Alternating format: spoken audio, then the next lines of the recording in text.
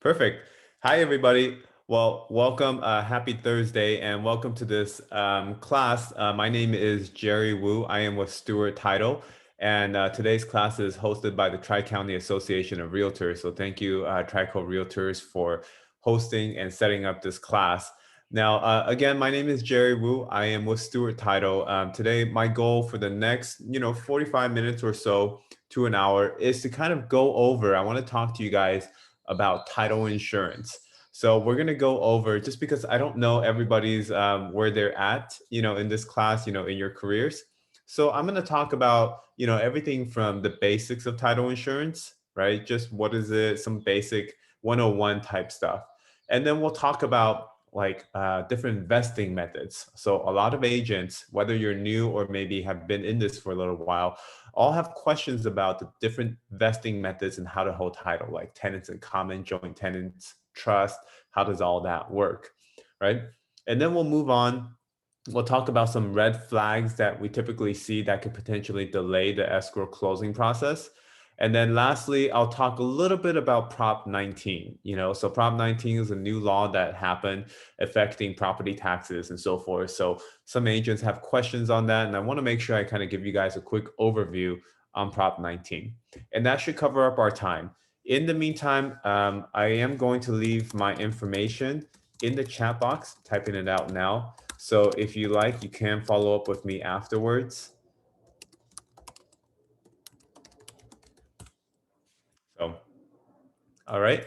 So let's go ahead and get started. I am going to share my screen here. Let me do that right now. So let's go ahead and get started, and let's talk about the basic of title insurance. Now, if you are a seasoned agent, please bear with me on this because, we want to make sure everybody has a good foundation of some of the stuff that I'm going to talk about. So what exactly is title insurance, right? Title insurance, besides the agent commission and the escrow fee, is actually one of the most expensive fees on the closing statement, right? If you represent a seller, if you look at the closing fee, it's actually one of the most expensive fees next to, the commission and then the escrow fees. Now, of course, a seller is going to know what the agent commission fee is, and they're most likely going to know what escrow is because they've interacted with the escrow officer more than likely. But many times they don't interact with the title company, and we don't really talk to the seller or the buyer. We mostly communicate with the agent and escrow. So they might ask, well, what is this title insurance thing I'm paying, $1,500, $1,600 for? So hopefully by the end of this, that you will have like a 1 minute explanation that you can give to your seller. But essentially what title insurance is, it's insurance against ownership. That's really all it is. It's ensuring that property you purchase, that the buyer purchased, is theirs.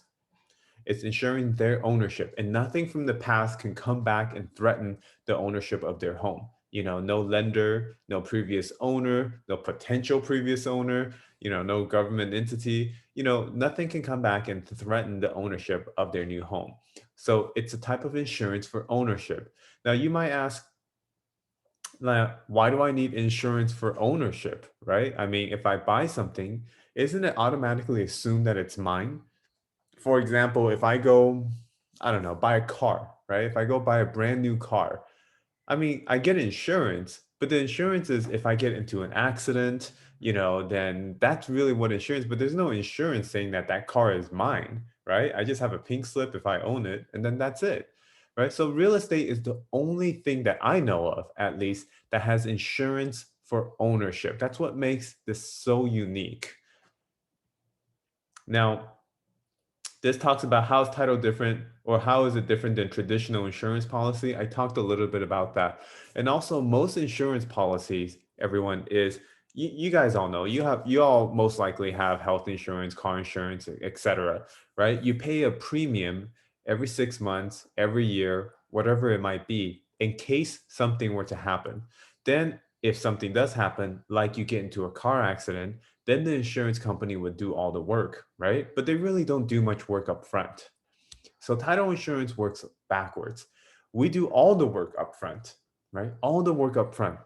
And then we want to make sure that before we issue that policy, everything is taken care of, everything is clear, right? It's almost like if you were to get like a life insurance policy, if you any of you have ever gotten it, like they make you take all these tests first to make sure that your body is healthy. Like they're not going to give life, coverage for cancer to a smoker of 30 years. They do all these tests up front.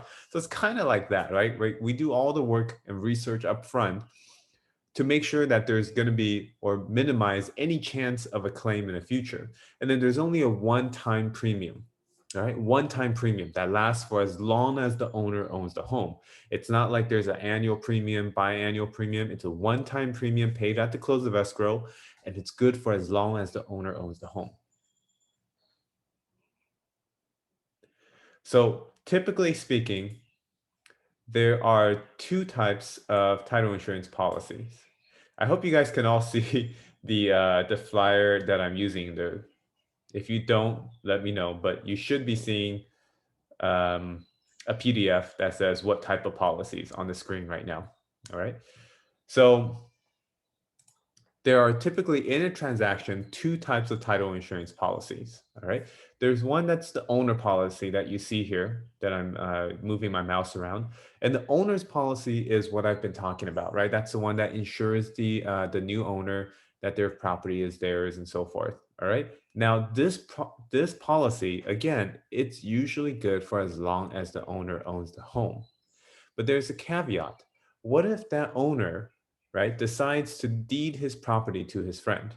We see this actually quite often, right? For whatever reason, they want to change the title into their kid's name or maybe to their parents' name, to their family, friends, whatever it might be. Well, when they change the title to another person's name, it doesn't have to be a sale. They just change the title. That person will have no title insurance policy anymore. Okay, so it's only good for the original person who the title company insured. Now, if the original owner transferred it to their trust, that's okay, But if they transfer it to somebody else, that's a different story. So that's the owner's policy. There's also usually a lender policy or a loan policy. All right. This is issued when the buyer purchasing the property is taking out a loan to buy the property. That lender giving that loan is going to require the title company to give them a title insurance policy as well. And the reason why there's a loan policy is because the lender is like, well, hey, if I'm going to give or if I'm going to lend, four or $500,000, whatever it might be to this person, well, I want a title insurance policy because I want to know, first of all, I want to make sure this person, this borrower, doesn't owe money to anybody else that we don't know about, right? Because maybe we're going to be we're going to be the first position lender, right? So we want to make sure that they don't owe money to anybody else we don't know about, because that means our loan can potentially be threatened. We also want to make sure that the borrower is who he says or she says they are, right? And it's not some type of fraudulent person pretending to be the borrower just to get money, right? So they also want to make sure that they have some type of title insurance policy. Now, the loan policy is usually only good for the term of that loan. All right. It's only good for the term of that loan. That's why every time you refinance, there's a title policy charge, because a refinance is you're paying off one loan and you're getting a new loan, right? So every time you refinance, you're going to see a title insurance charge, and that's for this. It's for the lender policy to insure the lender. Now, here in Southern California, and keep in mind, it's different everywhere you go, but at least here in Southern California, it's usually the buyer that pays for the loan policy and the seller that pays for the owner's policy, right? Everything is negotiable, but standard typical practice is that the seller pays for the owner policy that insures the new buyer, and then the buyer pays for the loan policy that insures the lender, right? Now, if you're buying a new home, brand new home from the builder might make the buyer just pay for everything. So keep that in mind. And of course, even if it's a resale, everything is negotiable. So if like you get like a super, super good deal, then maybe you can negotiate who pays what, right? Just like escrow fees. All right, let's move on. So how long does the title policy last? So we talked about that already. Owner's policy lasts for as long as the owner owns the home. Loan policy only lasts for the term of that particular loan. And how much does it cost? Well, so title insurance is not cheap. So the typical owner's policy, right, for about $500,000 home is about $1,600, give or take. All right. So every title company has different fees, but it's really not that different. It's usually only off by like 50 to $100. So you're not going to really save like a whole bunch of money. It's not like car insurance where you like change companies, you're going to save a whole bunch of money. Every title company's fees are relatively pretty close, right? So, even though I'm with Stewart, I never compete off fees because I already know every title company has very similar fees. Maybe it's a little cheaper here, a little more expensive there, but it's all relatively very close. All right. So that's just kind of some basics on title insurance. Does anybody have any questions on what I just talked about before I continue on to the next section?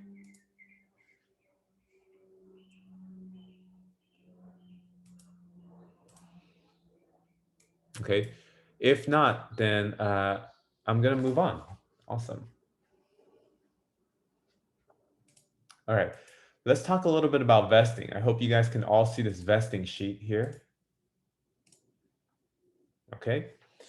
So we're going to talk about ways to hold title in California, right? As you can see here on the screen.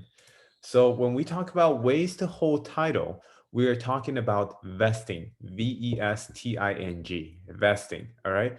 Vesting is another way of saying estate planning. And estate planning is essentially what happens to your stuff after you die, right? What happens to your assets, your house, your bank account, etc., after you pass away. So how you hold title, the way you have your vesting, can have a direct impact on what happens to your house after you die, right? So it's very important, everybody on this call, that when your buyer asks you, hey, Carmen, which one should I choose, right? That you do not tell them which one they should choose, because then you'd be giving them legal advice. However, you do want to have a pretty good understanding of the different choices and then explaining it to them and letting them make that decision. All right. Don't ever tell your clients what to choose, because if something bad happens, they're going to come back and point the finger at you, and that can turn into a lawsuit. And again, this is legal advice. We do not give legal or tax advice to our clients. So with that said, we got that out of the way. Let's talk about the different ways of holding title. Now, before I get into any of this, let me just stop sharing for a second. Before I get into any of this, let's talk about just if there's one person on title, right? If there's just one buyer, that's it. When there's just one buyer, there's only 3 ways to hold title. We're going to use just a man in this case. We're going to call them like Michael Smith, all right? Michael Smith is our pretend buyer. So Michael Smith is going to be Michael Smith, a single man, or it's going to be Michael Smith, an unmarried man, or Michael Smith, a married man, as his own separate property. So those are the only 3 choices, all right? Michael Smith, a single man, an unmarried man, and a married man as his own separate property. So if Michael Smith is a single man and he dies today, right, then that house is going to go to probate. It goes to California court system called a probate court, and then the judge will determine what happens to that house, right? Straight up, simple as that. Now, if Michael Smith is an unmarried man is just a person who was once married and is no longer married. All right. So they're divorced. Right. So it's the exact same thing as a single man. If Michael Smith, an unmarried man, passes away, property is going into probate. Right. And then the judge and the probate court will determine what happens to that property. Now, the third option here is a little more tricky. Michael Smith, a married man, as his sole and separate property. If Michael is married and he wants to be on title by himself, then his spouse would have to sign a quitclaim deed during the escrow process, giving up her right on title in order for Michael to be on title by himself as a married man. Now, here comes the question. What happens if Michael Smith, a married man as his sole and separate property, is on title and then he dies?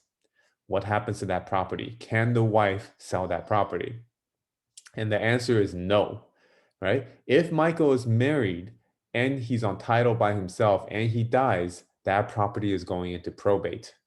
Now, through the probate process, it's very likely that the judge will then award the wife the ability to sell the house. But we don't make that determination. We, meaning the agents, title company, and so forth, we don't make that determination. It goes to probate, and the judge has to make that call, right? So, second question people usually ask me is like, hey, Jerry, I have a buyer, his name is Michael, he's married, he wants to be on title by himself, but his wife is unavailable to sign the quitclaim deed during the escrow process. Will that be okay? Right? And the answer is yes and no, right? It's okay if Michael is purchasing all cash. If Michael is purchasing all cash, the title company would not require his wife to sign a quitclaim deed for him to be on title by himself. However, if Michael go gets a loan later on or sells the property, at that point, his wife would need to sign the quitclaim deed, right? So sooner or later, she has to do it, essentially, all right? So, but then if Michael is purchasing with a loan, like he takes out a loan with BOA or Wells Fargo or wherever, then that lender is going to require the spouse to sign a quitclaim deed. Usually they're very strict about that. All right. So those are the only three ways for one person to be on title. Any questions before I move on?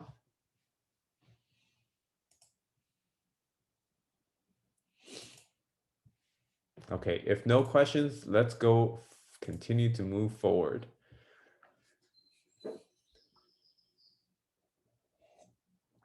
All right.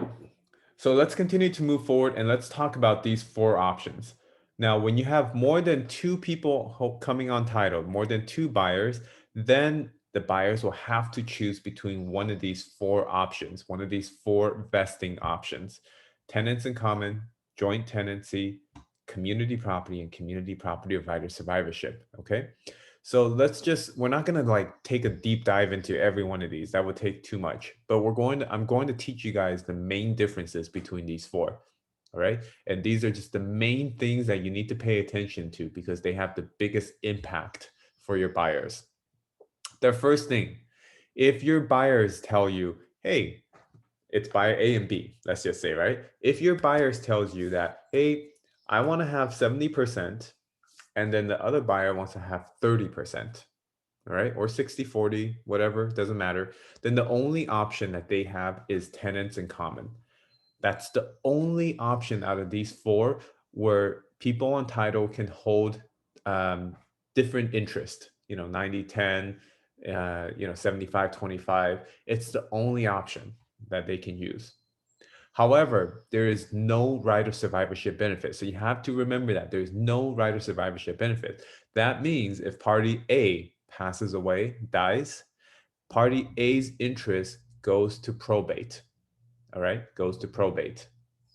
So even if they are married, even if they are husband and wife holding title as tenants in common, and one of them passes away, it's going to probate.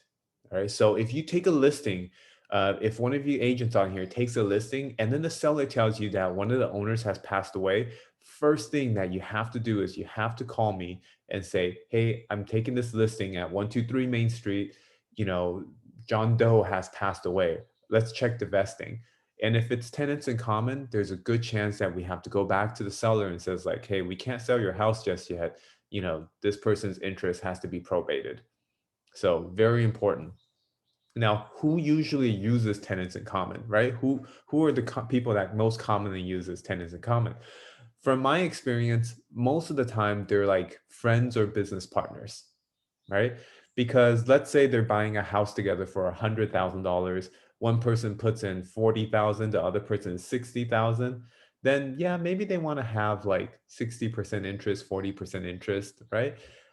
Also, if one of them were to pass away, they don't want that property to automatically go to the other person on title, right? Because maybe they're friends, and I have a family and I rather go to probate because if it goes to probate, then, maybe my wife will get my share of the home and so forth. So it makes sense almost for them to have it go to probate and not to automatically to the other person.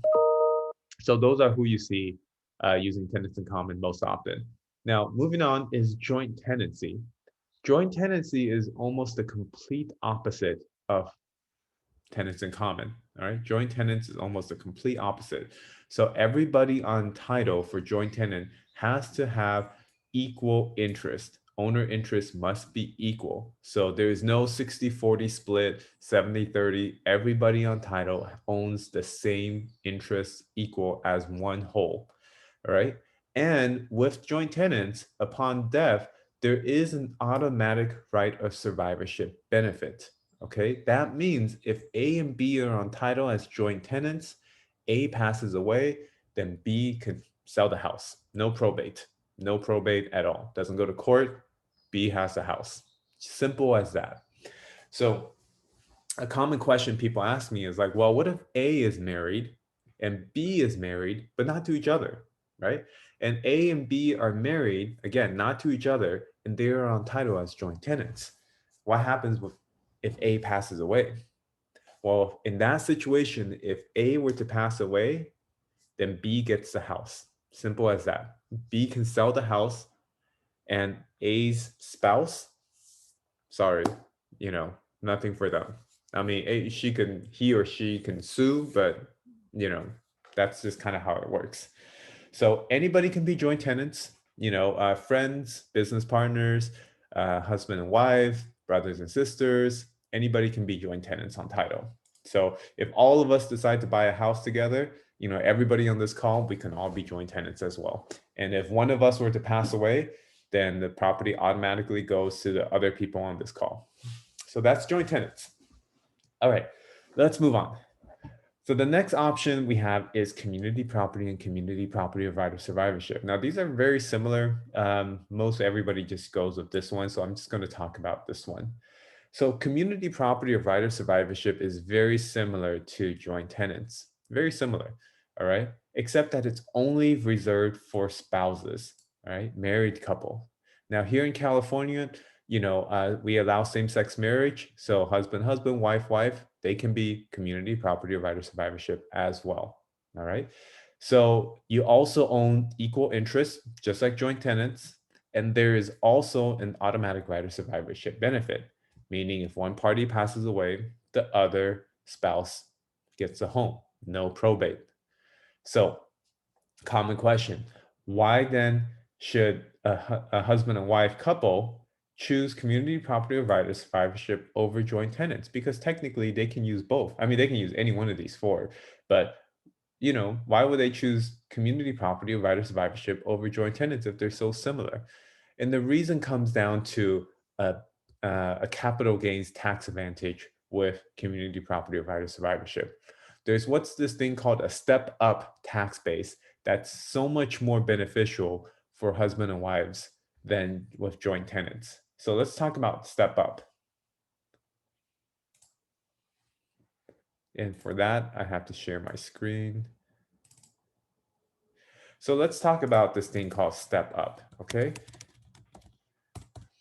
So follow me here. Let's say a husband and wife couple buys a home in the year 1990 and they buy it for like $100,000, right? And then this is their base value. Now, keep in mind, we're going to talk about capital gains tax, okay? We're talking not property tax here, not gift tax, capital gains tax. Capital gains tax is the tax that you pay when you sell something, you make money, and when you make money, the government's going to tax you, right? So we're going to talk about capital gains tax. So let's say husband and wife purchases a property for $100,000 in the year 1990. Today, in the year 2021, that same property, let's just say it's worth $800,000. That'd be pretty sweet. That's the fair market value. Okay, so 1990 purchased for $100,000. Today, fair market value $800,000. Now, to simplify our example, let's forget about the 250 exemption for single, 500 for married. Let's forget about all the depreciation. Let's forget about all that. We're just going to do simple example. Plus, I'm not a CPA, so I wouldn't be able to know how to calculate all the intricacies and details anyway. So if the same husband and wife couple buys for 100, sells for 800, they have a capital gain of 700,000, which they have to pay taxes off of, right? Because they made $700,000. So they have to pay taxes off $700,000. Now, let's run our example again. Same couple buys home in 1990 for $100,000. They hold title as community property or right of survivorship. All right. Let's just say the husband all of a sudden today dies. Doesn't matter how, he dies, right? What's going to happen is that base value is going to step up to the current fair market value on the day he passes away. Excuse me. So what that's going to happen is, let's say the husband passed away today. Well, what's going to happen is that old base value is going to step up to the current fair market value on the day he dies. So the new base value will be $800,000. That's going to be the new base. So let's say now the wife is very sad. Her husband just passed away. She wants to sell the house immediately, right? Immediately. So she puts it on the market, finds a buyer, and then you know what? They get into escrow for $800,000 because that's the fair market value price, right? She gets into escrow for 800. Well, guess what? Her base is 800. She sells for 800. There's no gains. That means she pays zero in capital gains tax, right? That's the power of step up, right? That's why it's community property or right of survivorship has this step up tax advantage, right? Joint tenant, you only get about half step up. You don't get the full step up, but with community property, you do get this full step up. So, all right, let's continue. So I've talked about those four things. The next thing I want to talk about is trust. All right. Holding title under a trust. So you can have a family trust. Let's say many of you, I have a family trust. I'm sure some of you on here has a trust. Okay. You can hold title as a buyer under the trust. However, there is one thing you must know is that the title of the home has to be the trust. So we see a lot of mistakes where people buy a property, they buy it as like John and Mary, husband and wife, whatever, and then they go and create a trust, but then they don't change the title of the title of their home into the trust. It's still just under John and Mary, as individuals. See, that won't work. If John and Mary passes away today, that property is going into probate. But if the property's title were under their trust, then it would be no probate, right? It would just kind of dictate, the trust would dictate what happens. So that's the number one thing people often make a mistake. Now let's talk a little bit about the basics of a trust. In the trust, there's always three main roles, okay? Three main roles. There is the trustor, or sometimes called the grantor. That's the person who owns this trust. So if my wife and I, we go to an attorney, we want to create a trust, we own this trust, it's our trust. So we're like the trustors or grantors. The second person that you need to pay attention to is the trustee, right? The trustee is who manages this trust. They're like the manager of this trust that I, as the trustor, has assigned that, hey, you take care of all the stuff that I have listed out in my trust. I wrote a bunch of stuff that needs to happen after I die, and you're the trustee. You take care of all this stuff. Now, during the time that the trustor is alive, most of the time they make themselves the trustee, the manager. So the trustee, if you take a listing and the property is under a trust, the trustee is who signs all the stuff, right? All their listing grantees and everything. Your trustee is who you're working with. And then the third person is the beneficiary. The beneficiary is just like it sounds, who's going to benefit from this trust? If it's a family trust, many times it's the children, right? So it's just that's the beneficiary. So let's go through some key points about trust. I already talked about making sure that the title of the home is changed into a trust. We just closed a deal, I think the end of 2020, just about 4 or 5 months ago, property in Walnut. Mom passed away, son was trying to sell the house, and we actually got into escrow only to find out that the property wasn't under, a trust. It was still under the mom's name. So it had to go through probate, but the son was like, oh, wait, no, Jerry, like my mom created a trust. She actually created a trust. And so he was right. She actually did create the trust. And there was a grant deed even changing the title from the mom's individual name to the trust They just never recorded the grant deed. She never actually recorded it. And then she died, unfortunately. So what ended up happening is the son needed to hire an attorney to go through probate. So probate court could put the title under the trust, and then the son can sell it. Right? Crazy. So that leads me to my second point is if you're dealing with a client and the property is under a trust and the original trustees have passed away, then we need to verify by looking at a copy of the trust who is the successor trustee, who is the next trustee in line after the original trustee passes away. You want to verify this early on in your listing. You don't want to take this listing, have it go all the way through escrow, and then only to find out that that person you've been working with really has no authority to sign on behalf of the trust. All right, that's not good. That's bad, because maybe the actual person who can sign on behalf of the trust do not want to sell the house, and then you're stuck, you're in escrow, you this whole time you've worked with the wrong person. Very, very bad situation. So we never want to be in that situation.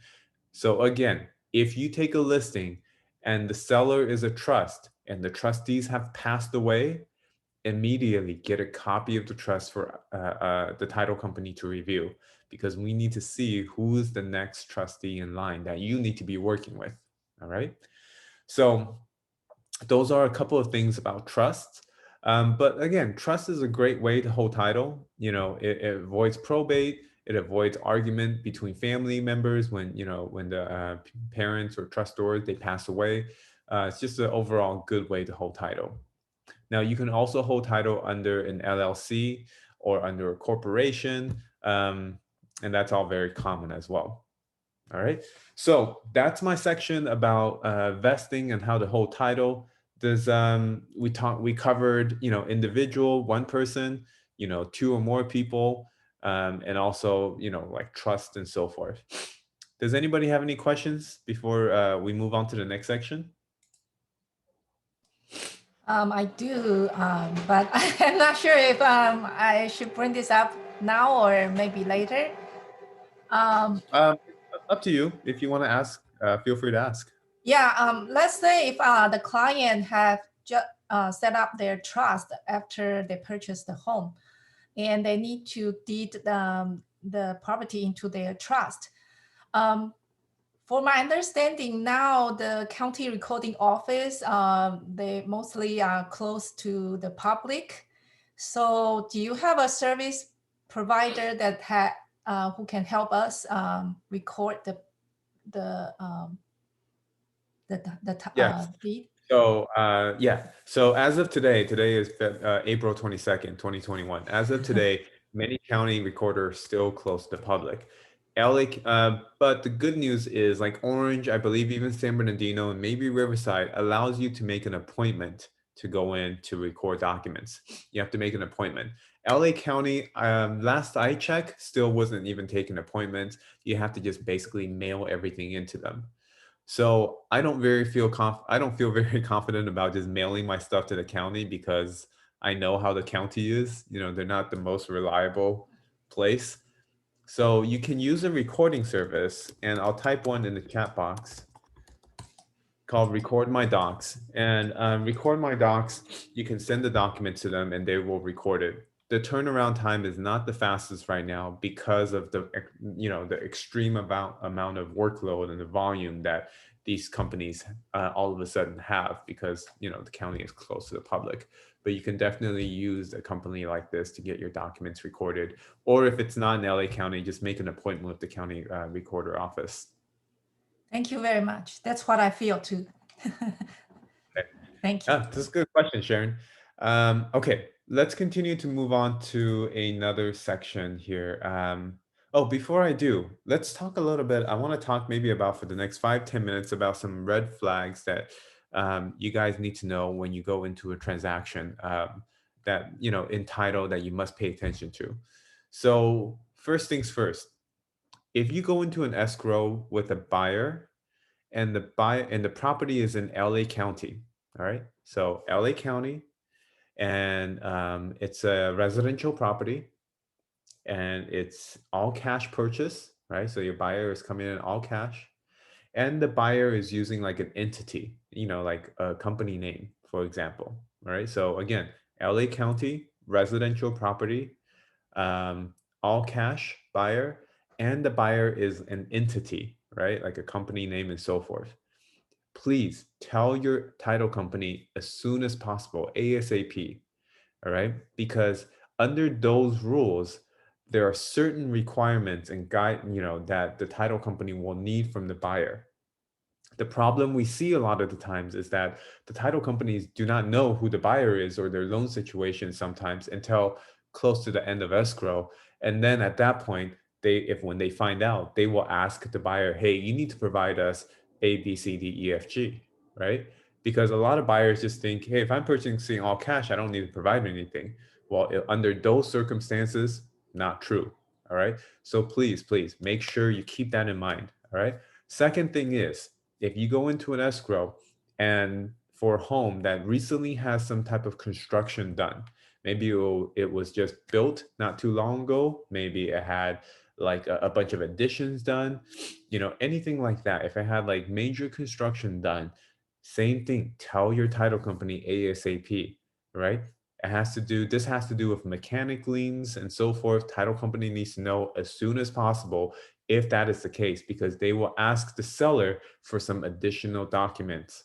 The delay always comes from the title company not knowing this information until the very end. And then at that point, it could delay the closing of your escrow. Number three thing I want to talk about is statement of information.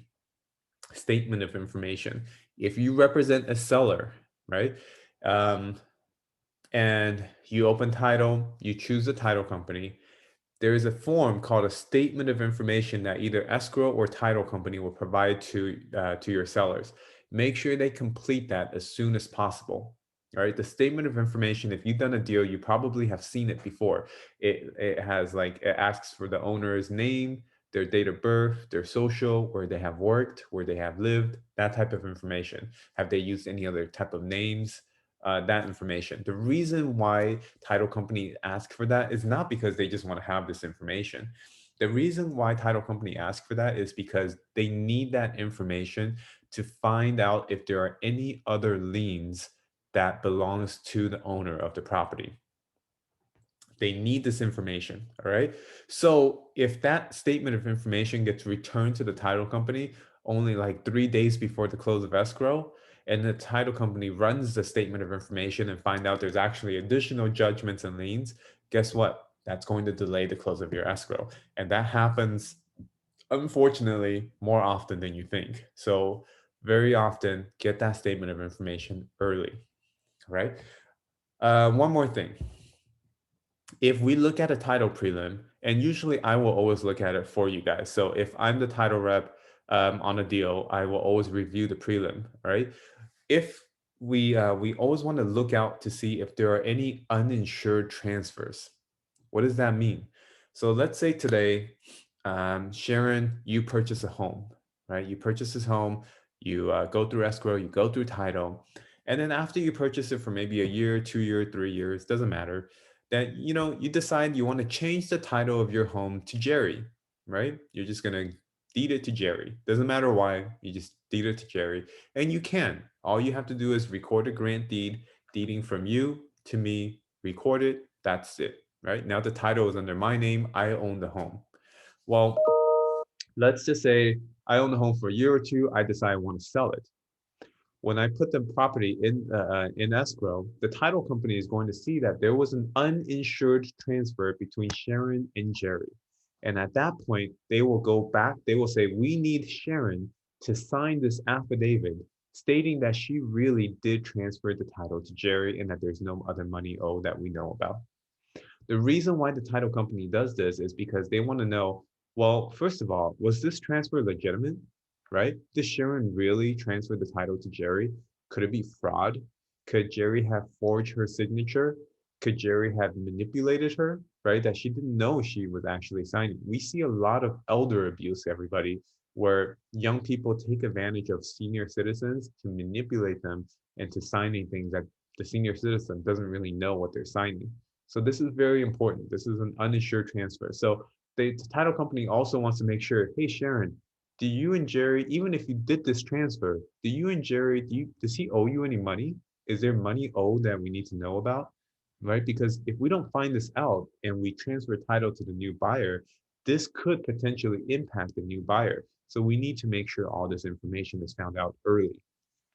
So that's an uninsured transfer, right? So title company will always go back to the original person, in our example, Sharon, and say, hey, Sharon, we need you to sign A, B, C, D, E, F, G, right? So keep in mind that as well. Um, One last thing I want to talk about is reconveyance. So this is another thing that's I'm running into a case just like we have an issue. So a reconveyance. Now, before I talk about a reconveyance, let's first talk about a deed of trust. If today, for example, let's say Tina, we have a borrower named Tina, and she buys a property and she gets a loan out with a lender, right, to buy this property. Let's say that lender is called Washington Mutual, right? So she takes a loan out with Washington Mutual, and then she buys the property, and then maybe like 3 or 4 years later, she gets, she's doing financially pretty well. Tina, congratulations! And you decide to pay off the loan. You just pay off that mortgage, right? When you pay off a mortgage, how does the title company know that you paid it off? Well, first, how does the title company know you have a loan, right? We know that you have a loan is because the lender will have recorded a document, a lien on the title. That document, that lien, is called a deed of trust. Deed of trust, right? Now, when the loan is paid off, the lender will record another document called a reconveyance. Now, if we see a deed of trust and we see the matching reconveyance, then on title, we know that that loan's been paid off. So let's say Tina takes out this loan, she pays it off. It's very important that Tina makes sure the lender records a reconveyance, because there are times when the lender forgets to record the reconveyance after the loan's been paid off. And then on title, the loan still shows open, right? So, and then guess what? Now Washington Mutual has gone out of business, right? Now I think everything's at Chase. So we need to actually now go back to Chase and then say, Chase, I need you to look up this old loan with Washington Mutual to verify that it's been paid off. It's a big headache. We just don't want to get there. So that reconveyance is very important. I'm dealing with a case right now where a seller took out a private loan with a woman, right? The lender is a private lender, like this woman. And that loan, I don't even know, it's only an $8,000 loan. Now, I don't even know if that loan's been paid off, but that woman, that lender, I think it's been paid off. They tell me it's been paid off. But anyway, that woman, the lender, never gave a reconveyance to the owner.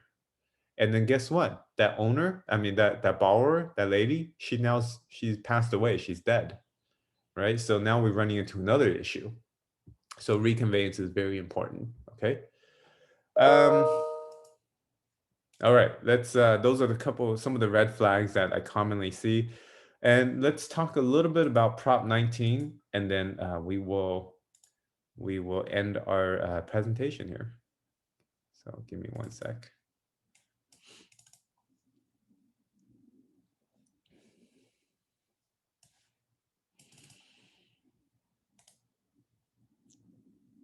All right.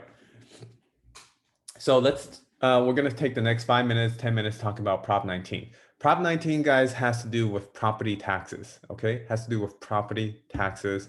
And then when we talk about property taxes, you need to also know what is assessed value, okay? Assessed value is the amount that the county taxes you on.